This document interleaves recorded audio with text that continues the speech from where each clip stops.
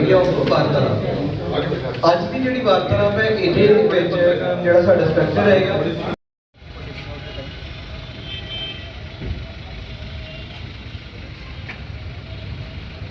पिछले साल कोई भी जो आउटब्रेक है इसका नहीं होया। Next please.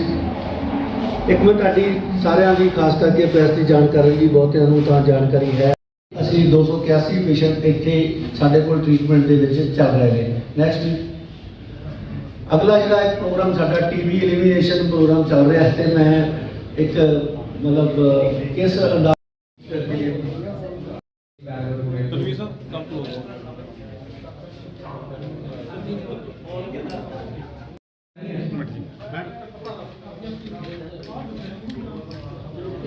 and he has been working very hard to improve the school infrastructure. And lastly, I would जिला स्तर पर पत्रकारों से बातचीत करने के लिए central government ministry of I&B की तरफ से एक इनिशिएटिव लिया गया है। प्रेस इंफॉर्मेशन ब्यूरो के जरिए इसका एग्जीक्यूशन हो रहा है। इसके पीछे का उद्देश्य बहुत सिंपल है कि हम लोग जिला स्तर पर जाएं, वहाँ के मीडिया के साथ बात करें, उस पर्टिकुलर ज़िले में जो भी कोई प्रोमिनेंट स्कीम्स इम्प्लीमेंट हो रही हैं सेंट्रल गवर्नमेंट की या स्टेट गवर्नमेंट की, उसके बारे में जो जानकारी है वो मीडिया के साथ साझा करें, उनके साथ शेयर करें, मीडिया उसके बारे में समझे और जब वो समझ पाएगी तो उसके बारे में और अच्छे से लिख पाएगी। साथ ही आप लोगों का फीडबैक हमारे लिए बहुत इंपॉर्टेंट है, तो आप जो भी फीडबैक देंगे वो सीधा टॉप लेवल तक जाता है, मॉनिटर होता है और इससे स्कीमों के इम्प्लीमेंटेशन में भी हेल्प मिलती है। और जब हम टॉपिक्स का सिलेक्शन करते हैं तो हम ये कोशिश करते हैं कि ऐसे टॉपिक्स लें जो आने वाले समय में हमारे ज़िले के लिए, हमारे राज्य के लिए, हमारे देश के लिए बहुत इंपॉर्टेंट है। जैसे आज की वार्तालाप में हम लोगों ने यहाँ पर एजुकेशन सेक्टर पर चर्चा की, हेल्थ सेक्टर पर चर्चा की, मिलेट्स के बारे में बात की। तो ये सारे वो एरियाज़ हैं जो देश को आगे बढ़ाने में बहुत मदद करेंगे और ख़ास तौर से पंजाब जैसे फार्मर सेंट्रिक स्टेट में अगर हम एजुकेशन पे फोकस करें, न्यू एजुकेशन पॉलिसी में इम्प्लीमेंट करें, जैसे हमारे एजुकेशन सेक्टर से आए हुए हमारे ऑफिसर्स ने बताया कि किस तरह से स्कूलों में काफ़ी काम हो रहा है। हमारे हेल्थ सेक्टर से आए हुए हमारे एसएमओ साहब ने बताया कि किस तरह से बहुत सारी स्कीम्स हैं जो प्रॉपरली इम्प्लीमेंट हो रही हैं, बड़े लेवल पर इम्प्लीमेंट हो रही हैं, चाहे वो टीबी की बात हो, चाहे वो कैंसर से जुड़ी इश्यूज़ हो, चाहे कोविड से जुड़ा मामला हो। इस सब के बारे में जब आप लोग लिखेंगे तो मुझे लगता है लोगों तक जानकारी अच्छे से पहुंचती है और जब जानकारी अच्छे से पहुंचती है तो स्कीम का बेहतर क्रियान्वयन भी होता है और उस स्कीम के बारे में जानकारी मिलने से लोग उसका फ़ायदा भी उठा पाते हैं। जब तक जानकारी नहीं मिलेगी वो फ़ायदा कैसे पहुँचाएगा, तो ये इसका मुख्य उद्देश्य था।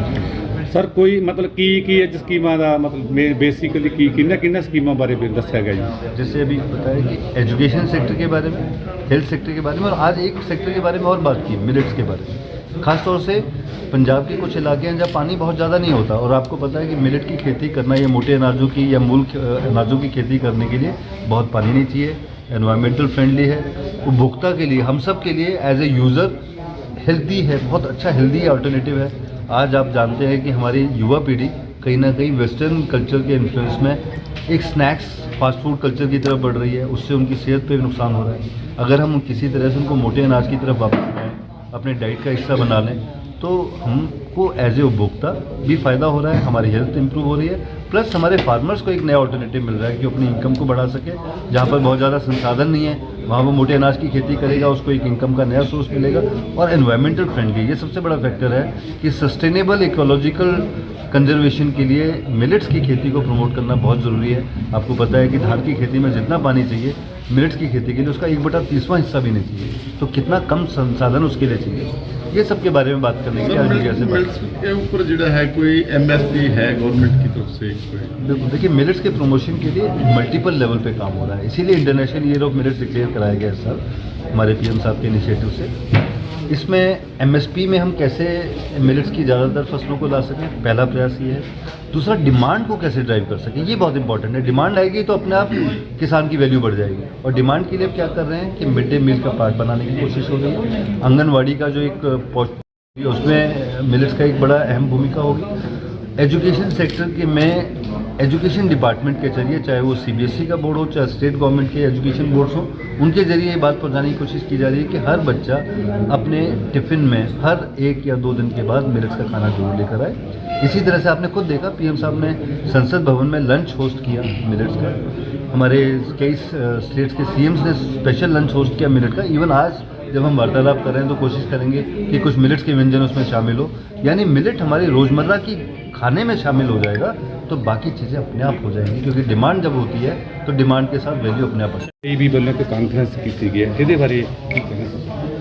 ਇਹ PIB ਵੱਲੋਂ ਜਿਹੜੀ ਕਾਨਫਰੰਸ ਹੋਈ ਹੈ ਜੀ, ਇਹ ਕਾਨਫਰੰਸ ਹੋਈ ਹੈ ਜੋ ਸੈਂਟਰ ਗਵਰਨਮੈਂਟ ਦੀਆਂ ਸਕੀਮਜ਼ ਨੇ, ਸਟੇਟ ਗਵਰਨਮੈਂਟ ਦੀਆਂ ਸਕੀਮਜ਼ ਨੇ, ਉਹ ਲੋਕਾਂ ਤੱਕ ਪਹੁੰਚਾਉਣ ਵਿੱਚ ਪ੍ਰੈਸ ਦਾ ਸਹਿਯੋਗ ਵੱਧ ਤੋਂ ਵੱਧ ਮਿਲੇ ਤਾਂ ਕਿ ਲੋਕਾਂ ਨੂੰ ਉਹਨਾਂ ਦੀ ਸਕੀਮਾਂ ਬਾਰੇ ਪਤਾ ਚੱਲ ਜੇ, ਕਿਉਂਕਿ ਗਵਰਨਮੈਂਟ ਦੇ ਮੇਨਲੀ ਜਿਹੜਾ ਪ੍ਰੈਸ ਹੈ, ਮੈਂ ਜਿਸ ਤਰੀਕੇ ਨਾਲ ਦੱਸਿਆ ਕਿ 4th pillar of the democracy ਹੈ। ਗਵਰਨਮੈਂਟ ਸਕੀਮ ਲਿਆਏਗੀ, ਉਹ ਸਕੀਮਜ਼ ਤਾਂ ਹੀ ਪਹੁੰਚਣਗੀਆਂ ਜੇਕਰ ਪ੍ਰੈਸ ਲੋਕਾਂ ਤੱਕ ਉਹ ਸਕੀਮਾਂ ਪਹੁੰਚਾਏਗੀ, ਚਾਹੇ ਉਹ ਥਰੂ ਪ੍ਰੈਸ ਮੀਡੀਆ ਹੋ ਗਿਆ, ਥਰੂ ਟੈਲੀਵਿਜ਼ਨ ਹੋ ਗਿਆ, ਵਿਜ਼ੂਅਲ ਏਡਸ ਹੋ ਗਈਆਂ, ਉਸ ਤਰੀਕੇ ਨਾਲ ਲੋਕਾਂ ਤੱਕ ਪਹੁੰਚਣੇ ਬਹੁਤ ਜ਼ਿਆਦਾ ਜ਼ਰੂਰੀ ਨੇ। ਇਸ ਵਾਸਤੇ ਇਹ ਫੰਕਸ਼ਨ ਰੱਖਿਆ ਗਿਆ, ਵਾਰਤਾਲਾਪ ਰੱਖੀ ਗਈ, ਜੇਕਰ ਕੋਈ ਪ੍ਰੈਸ ਦੀਆਂ ਕੋਈ ਪ੍ਰੋਬਲਮ ਨੇ ਉਹਨਾਂ ਨੂੰ ਤਾਂ ਕਿ ਸੌਟ ਆਊਟ ਕੀਤਾ ਜਾਵੇ ਅਤੇ ਤੁਹਾਡੀਆਂ ਸਮੱਸਿਆਵਾਂ ਦਾ ਜਿਹੜਾ ਹੱਲ ਆ ਉਹ ਮੌਕੇ 'ਤੇ ਇੱਥੇ ਕੀਤਾ ਜਾਵੇ। ਇਸ ਸੰਬੰਧ ਦੇ ਵਿੱਚ ਜਿਸ ਤਰੀਕੇ ਨਾਲ ਆਜ਼ਾਦੀ ਕਾ ਅੰਮ੍ਰਿਤ ਮਹੋਤਸਵ ਸਾਡੇ ਵੱਲੋਂ ਮਨਾਇਆ ਜਾ ਰਿਹਾ, ਜਿਸ ਦੇ ਵਿੱਚ ਅਸੀਂ ਗੁੱਡ ਗਵਰਨੈਂਸ ਵੀਕ ਮਨਾਇਆ ਸੀ, ਜਿਹਦੇ ਵਿੱਚ ਗੌਰਮੈਂਟ ਸੀ, ਜਿਹੜੀ ਸਰਕਾਰ ਸੀ, ਆਪ ਲੋਕਾਂ ਤੱਕ ਪਹੁੰਚੀ ਸੀ। ਇਸ ਤਰੀਕੇ ਨਾਲ ਹੀ ਸੈਂਟਰ ਗੌਰਮੈਂਟ ਦੇ ਜਿਹੜੇ ਨੁਮਾਇੰਦੇ ਨੇ ਉਹ ਆਪਣੇ ਕੋਲੇ ਅੱਜ ਇੱਥੇ ਪਹੁੰਚੇ ਨੇ ਅਤੇ ਉਹਨਾਂ ਨੇ ਆਪਣੀਆਂ ਸਕੀਮਾਂ ਬਾਰੇ ਦੱਸਿਆ, mainly related with health education.